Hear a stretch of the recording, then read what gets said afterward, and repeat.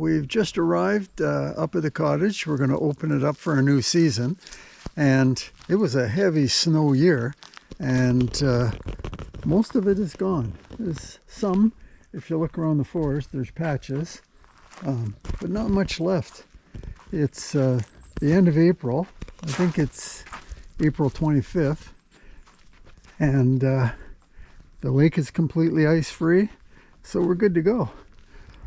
When I got up here, I discovered that the snow is super deep, and it's tough getting in. I tried shoveling it, but there's different layers of ice and crust. It's very difficult to shovel. So I've been stomping my way in. This is my pathway in so far. And what I'm doing is, I've got big boots on. I'm just stomping and crushing the different layers of snow and ice down and making a solid part on the bottom. The snow is probably about 3 feet deep, so I can't walk on it.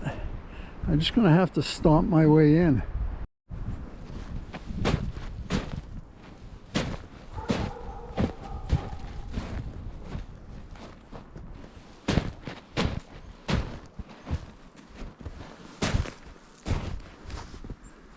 As I get closer to the cottage, it's really drifted really thick, and it's hard to stomp down now. So I managed to dig out a couple of shovels, and I found the big snow shovel. It just doesn't work. This little shovel is somewhat useful, but still the best thing is to just stomp it down. So I don't know how much longer it's going to take me to get up there, but I got no other choice, just to keep on going.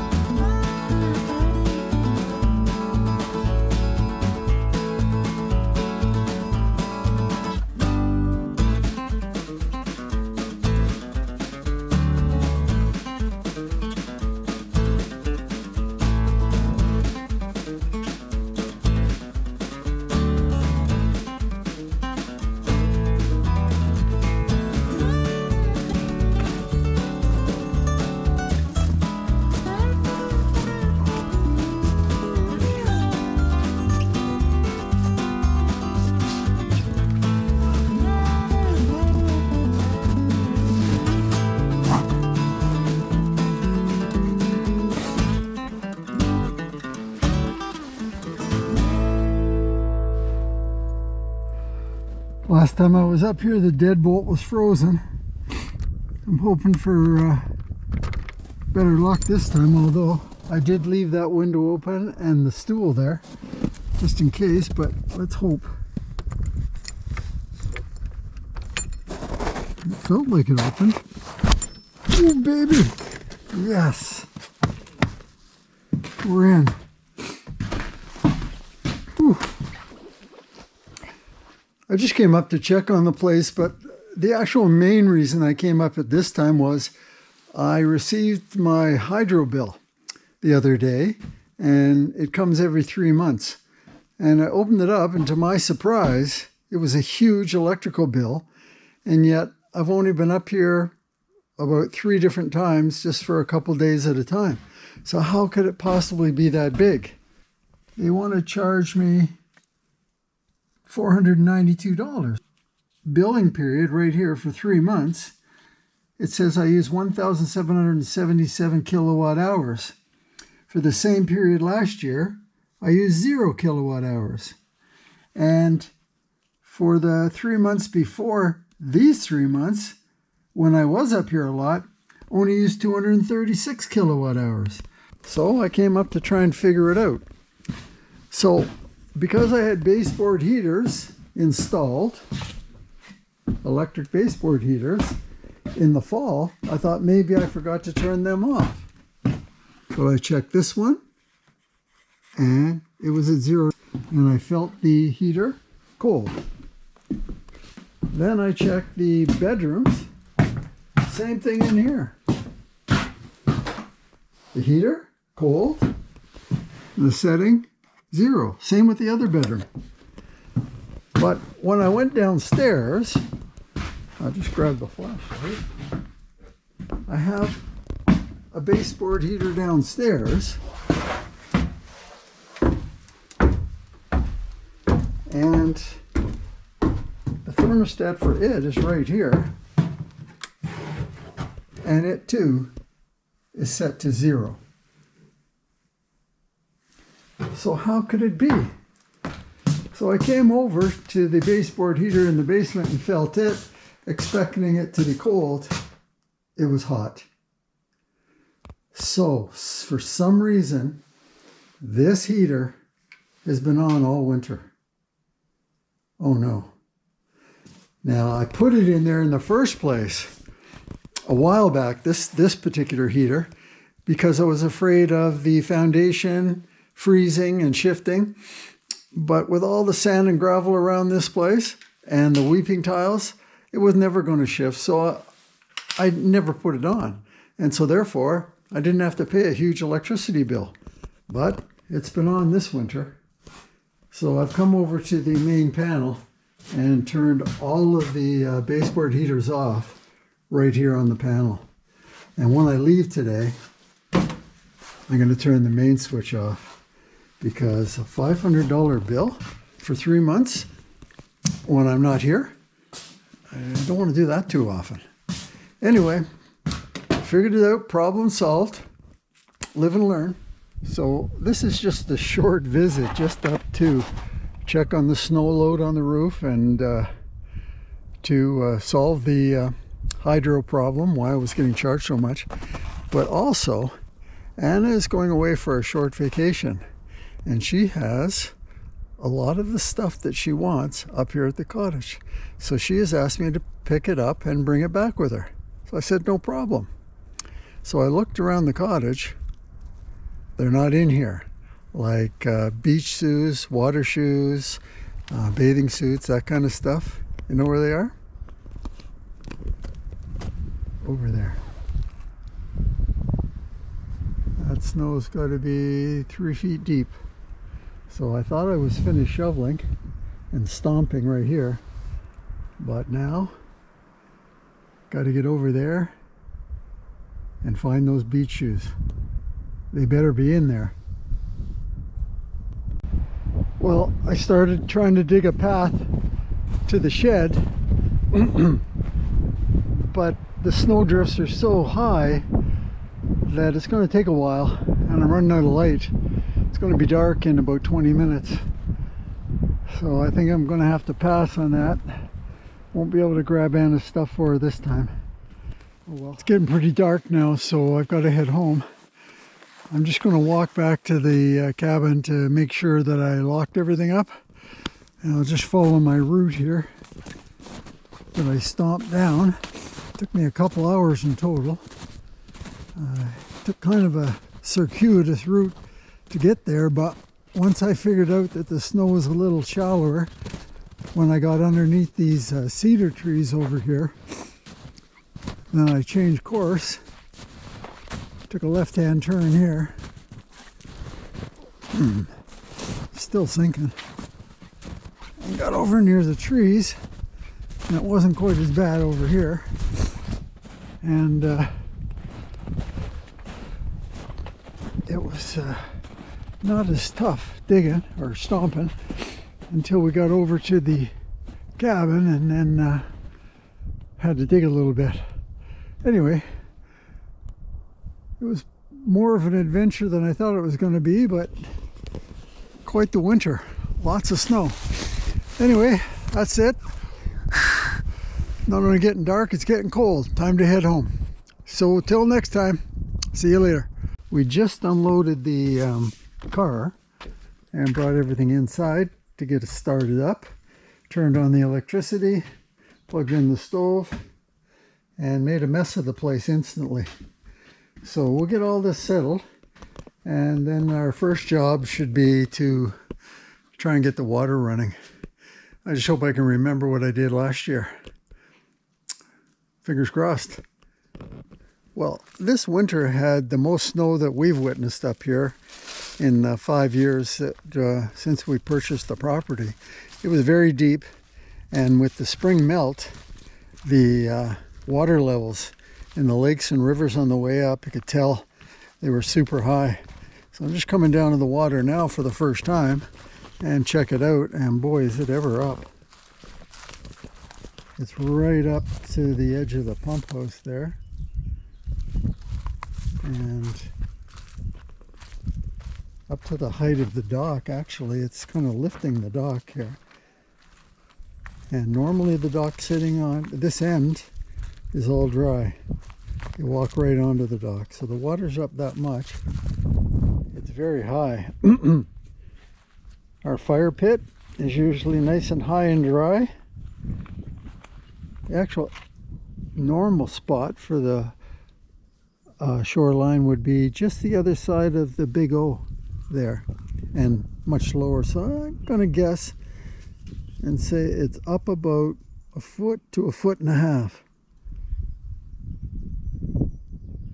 So all that snow had to go somewhere, and so I'm going to try and get the water system running. And I came down to the basement first, and here's our filtration system, and I took it apart in the fall, so now I've got to put it back together. The water comes into the system from here, so I made sure the valves are all open. The water will then go into this filter, which is a sediment filter, and then through this filter, which is a carbon filter. The line is open down up through the ultraviolet filter, and then this line is open, and the water line goes up there, and it feeds the hot water heater, and then it goes on to feed the kitchen, and then winds around to feed the bathroom. So I need to put it back together, and I'll start by putting these filters on here. I bought some new ones. This is the sediment filter, and it's nice and light. It's just like a paper filter. And this one is a lot more involved. It's a carbon filter to take out the smells and the tastes and all that. Now, not sure what happened last fall, but the carbon filter was in there, exploded. You can see all the bits of carbon all over the place down here. It went everywhere. It was in my hair, in my mouth. It was everywhere. So I hope I got most of it out, because I blew it out with the air compressor. So hopefully most of that carbon is out and the system is okay to run. Anyway, we'll put those on and see how that goes.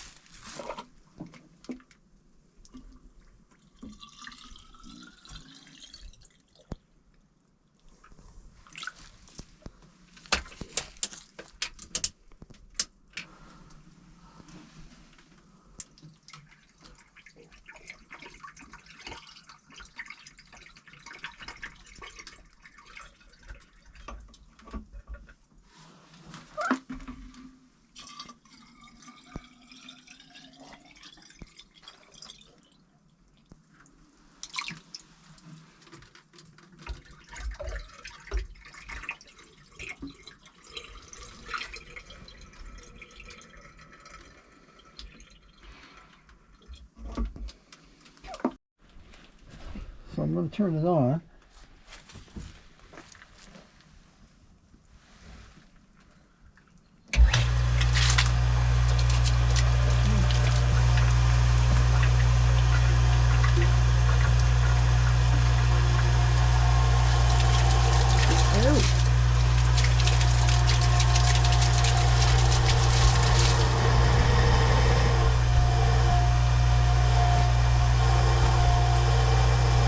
So I'm not sure, but I think now it's filling that up. When that gets filled up, it's going to shoot it up to the cottage. So do you want to?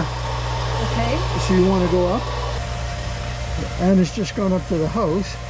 And once the pressure tank fills, water should be firing up to the house, and she can turn all the fixtures off.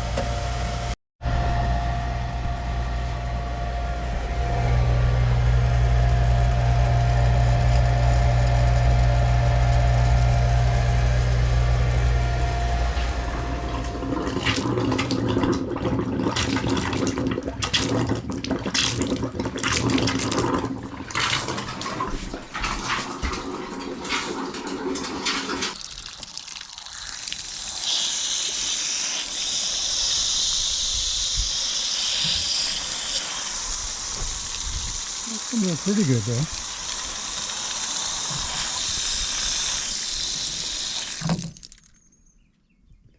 So yesterday, after I got the pump working and the foot valve in the lake, water came up to the cottage, no problem.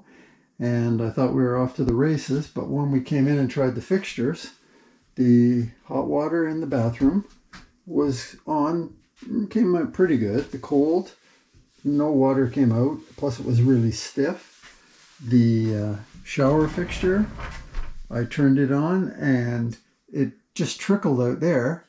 And then when I tried to turn it off, it kept trickling, it wouldn't shut off. The toilet filled up really slowly, so something was wrong. Something was blocking up the works. So, tried the kitchen as well. And in the kitchen, it worked, but it was just a trickle. Didn't matter if it was hot or cold, it was just a trickle. So I started off by trying to go underneath the bathroom sink and taking apart the taps to see if I could find out what was blocking it, and realized what a big job that was. It really difficult underneath there. So I thought I better call Patrick, our plumber, and see if he can help us out. So being Friday night when I called Patrick, I thought maybe he might be free next week and he could come and help us out then. But what a great guy he is. He said he was at a job and that he could probably get over here by about 7:30. So I didn't expect that, but anyway, he showed up at 7:30. And we came downstairs to check out this, and I told him that when the end of the season came last year and I was shutting down the system, this carbon filter exploded. It was inside here, and it exploded, and all these carbon bits came flying out. And still see remnants of them around. And there's carbon everywhere. And clearly that's our problem, he said, and I figured that myself, there was carbon throughout the system. So he had to go through all the lines, and then at every tap, and the shower head and the toilet as well, he had to clean them all out. He had to take them apart, and they were all clogged with carbon. It took him 2 hours to do.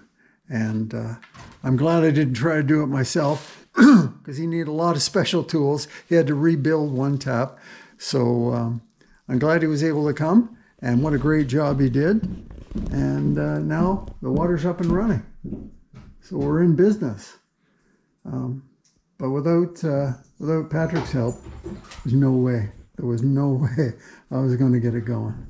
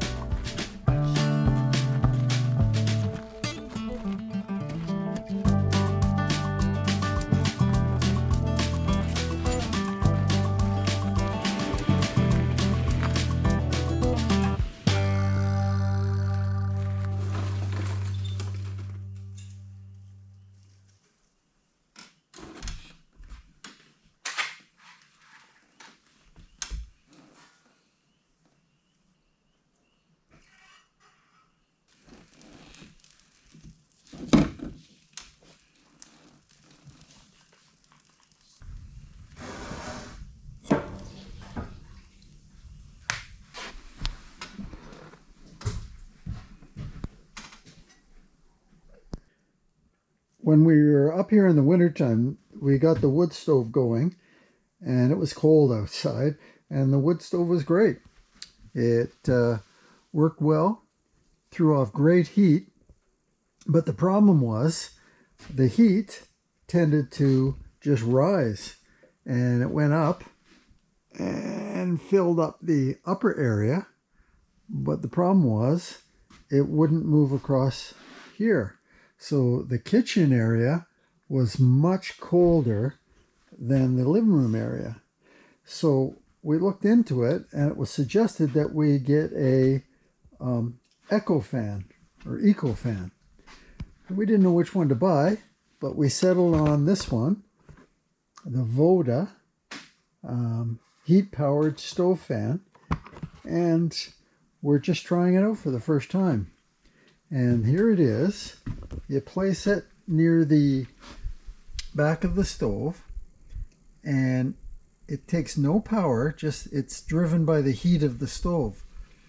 And they say once the stove gets up to 80 degrees Celsius, we have a little thermometer we bought as well. Once it gets up to 80 degrees Celsius, the fan will kick in and go full out, which it did. And now we're up to, what? 130 degrees Celsius, about 260 degrees Fahrenheit. And it's working great. The heat has made it all the way across the room.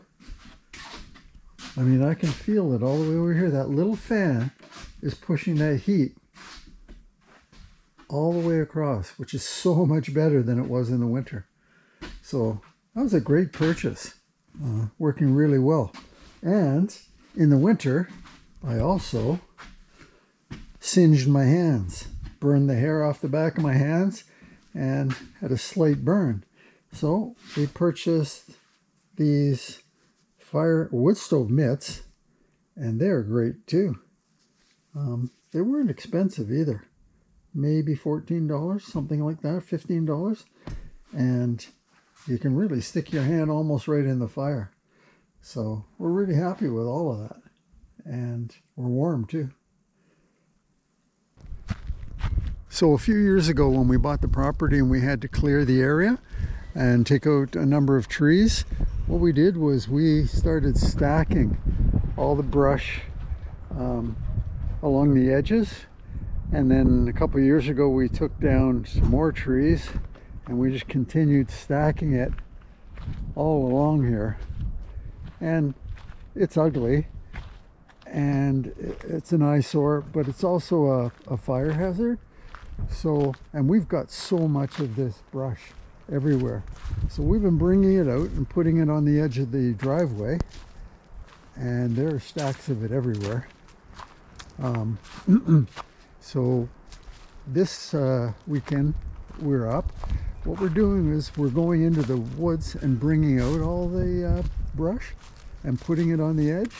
And the reason is next weekend I've ordered or reserved a wood chipper.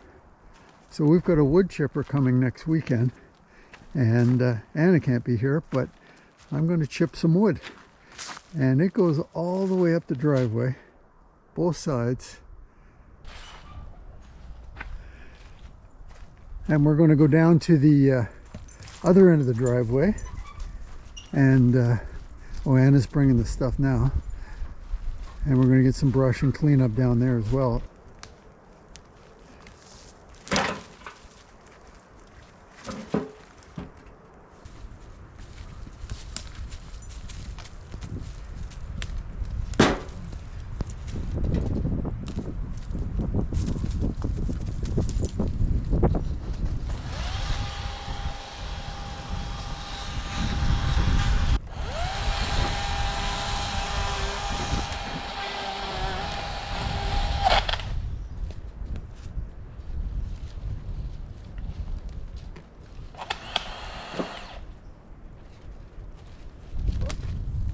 Chain came off.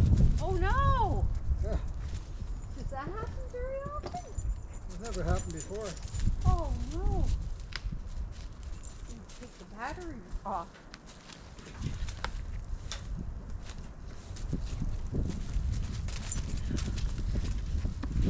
see if I can fix the chain.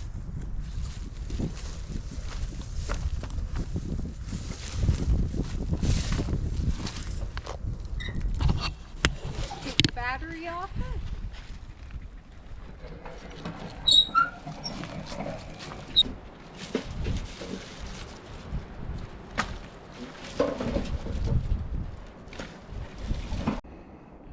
Well, I can see why the chain came off. I took the cover off and all kinds of sticks and branches are caught up in it. So I've got to clean it out properly and then try and put the chain back on then.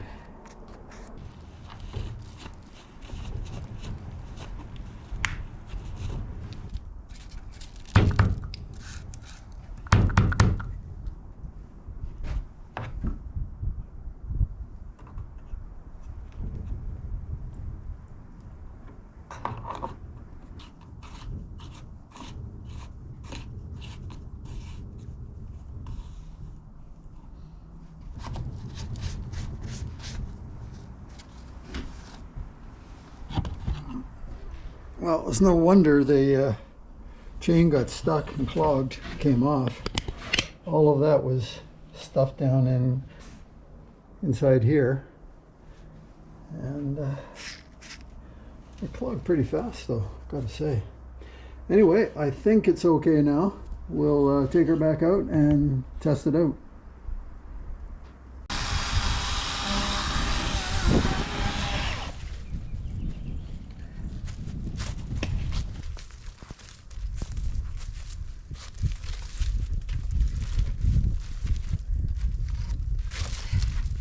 That should do it. Lazy man's load. Oh.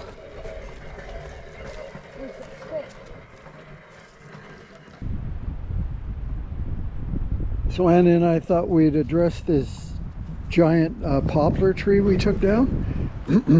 We've dropped it in the forest here, but had so many branches on it, we thought we better get these branches off and get them out to the driveway ready for the chipper next weekend. So we put in a few hours this morning and we would have kept going, but the battery on the chainsaw died and it was noon, so we just went in and had lunch. But we'll come back out and get at it and get more of it done. I'm not going to try and do anything with this trunk.